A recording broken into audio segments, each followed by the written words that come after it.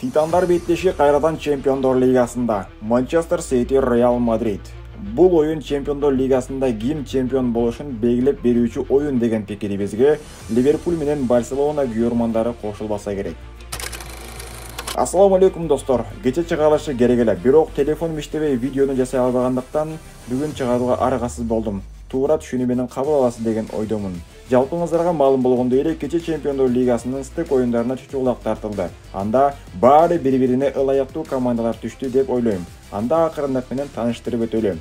Алгач Брюгге менен Аталанта. Албетте, Аталанта кийинки турга өткөнү жакшы. Анткени Брюггенин алсыз деген жерим жок болгону кийинки этапта толук күчү жетпей калышы мүмкүн. Аталанта гиганттарга каршы мыкты оюн алып барууга даражасы жетет. Муну кече Барселонага каршы оюнда далилдей алды. Спортинг Лиссабон, Боруссия Дортмунд. Бул оюн Мадриттик Реал менен Ситиден кийинки борбордук беттеш болот. Анткени билесиздер, Спортингден Рубен Аморим кеткен соң Португалия клубу таптакыр өзүн жоготуп көптөгөн упайлардан, жеңиштерден куруп алды. Чабуулчу Диокереш гол киргизет, бирок жыйынтык күткөндөй болбой жатты. Белгисиз маршруттары жүрүп барат кыскасы. Ал эми Дортмундтук Боруссияда ишенимдүү оюндарын тартуулай албагандыгын билебиз. Ошол Чемпиондор Лигасында болсун, жана Бундеслигада болсун. Кыскасы, бири-бирине топ келген, издешпей табышкан жүктар командалар деп эсептейбиз. Селтик, Бавария, Мюнхен. Ким фаворит? Ким жеңип кийинки этапка өтөрүн азыр эле айтып койсок керек. Бирок топтогулук экен, жана да бул Чемпиондор Лигасында болуп жаткандыгын эске алсак, Селтикте дагы толук кандай мүмкүнчүлүк бар экендигин эскертели. Ювентус, ПСВ, Фейнорд, Милан. Эки Италия, эки Голландия командалары. Бирок эки башка жагдайларда. Тагыраагы Милан менен Ювентус өз чемпионатында алдаганча төмөндө баратса, Аякс менен ПСВ Голландия чемпионатында биринчи, экинчи орунду ээлеп келе жатат. Бирок Милан менен Ювентус кийинки баскычка чыкканы дурус болот. Анткени 1-8 финалда буларды Интер менен Арсенал күтүп чыган чагы. Брест, ПСЖ. Экөө тең франциялык клубтар экенин эске алсак, ПСЖга ийгилик жылмайды.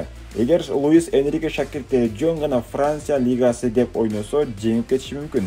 Чемпиондор Лигасы деп майданга чыкса, бир аз өзүн жоготуп коюшу толук түрдө мүмкүн. Монако, Бенфика, бири-бирине тактика, ысым жаатынан окшош топ келген командалар беттеши десек дагы туура болот. Ал эми акыркы биздин чучугулагыбыз албетте бул Реал Мадрид, Манчестер Сити беттеши. Азыркы учурдагы абалдарына карабастан, булардын оюну толук кандуу борбордук болуп саналат. Акыркы 5 жыл ичинде Чемпиондор Лигасында 4 ирет кезгелиши бул эки команданы бири-бирине болгон кызыгууну жана тактикалык жүрүштөрүн өздөштүрүүгө мүмкүндүк жаратты. Бирок ушул 5 жыл аралыгында Чемпиондор Лигасынын чемпиону ким болушун ушул эки команда көбүрөөк белгилеп берди. Тагыраагы ким ушул эки команданы жеңсе, же кайсыл бир Сити же Реал бири-бирине каршы ойногондо кимиси жеңсе, ошол чемпион болуп жатты эле. Бул жылы дагы ошондой болушу мүмкүн. Бирок бул пикирибизге Барселона менен Ливерпуль күйөрмандары кошулбаса керек. Азыркы учурда Ливерпуль менен Барселона топ даражага чыкты. Бирок бул Чемпиондор Лигасы экенин жана да 1-8 оюндарына кирип калганын унутпашы керек. Реал Мадрид менен Сити жалпы өз ара 14 жолу майданга түшкөн. Анын 5 оюнунда Сити жеңсе, 4 оюнду Реал жеңиш менен аяктаган. Калган оюндарда тең чыгуу менен бүткөн. Негизи эле булар бири-бирине каршы мыкты дуэлдер өткөргөнү баарыбыздын эсибизде.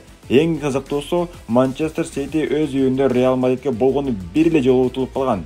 Ал эми Реал Мадриddагы Бернабеуда Манчестер Ситиге 2020-жылы кол көтөрүп багынып берген бир эле жолу. Албетте, пенальти сериясын эске албаганда. Кыскасы, бири-бирине сан жактан да, күч жактан да, аброй тараптан дагы төп келген титандар беттеши кайрадан биздин назарыбызда. Болгондо дагы Чемпиондор Лигасында болгону бул оюндун жүрүшүнө көрк кошот. Анткени азыркы учурда бул эки клубдун ийгилиги дагы, кемчилиги дагы бирдей. Мисалы, Реал Мадридте да бир соо денисак калган коргоочу албетте Антони Рудигер. Ал эми Ситиде дагы кыйратуучу мурдагы коргоочулар калбады. Ал эми кошмо мамлекеттен барган Абдулкадыр Хусанов дагы буга чейин адаптация болуп калса керек. Андан дагы ийгиликтерди күтүп калабыз. Чабуул бөлүгү болуп кетти чындыгында буларда. Холландка каршы Мбаппе канча жыл ойногонун билбейм, бирок мынчалык даражада борбордук оюн болгон эмес эле. Булардын оюну Лео Месси менен Криштиану Роналдунун алгачкы Эл Классиконе окшоп баратат. Эң кызыгы, Родриго Гоес Ситинин ажалы болсо, алтын топту тартып алган Родриге каршы Винисиус майданга аттанат. Эми деген кызыктуу беттештер. Чындыгында ал күнү өтө чоң согуш жана да канын жанын майданга таштаган гиганттар дуэли болот. Ал эми экөө бири-бирине каршы ойногонго чейинки оюндардагы оюнга таасирин тийгизет. Мисалы, Сити Реалды үйүнө кабылдаганга чейин бир эле жолу күчтүү Арсенал менен кездешет. Анан дагы Англия кубогунда Лейтон Ориент клубуна каршы ойноп барат. Ал эми Реал Мадрид алгач Испания кубогу алкагында бул жылы Кутурган Леганеске каршы. Анткени бул Леганес дегенибиз чекеден топ Испания клубтарын жеңип келтат. Барселонаны жеңди, Атлетико Мадридти жеңди. Эми кезек Реал Мадридке.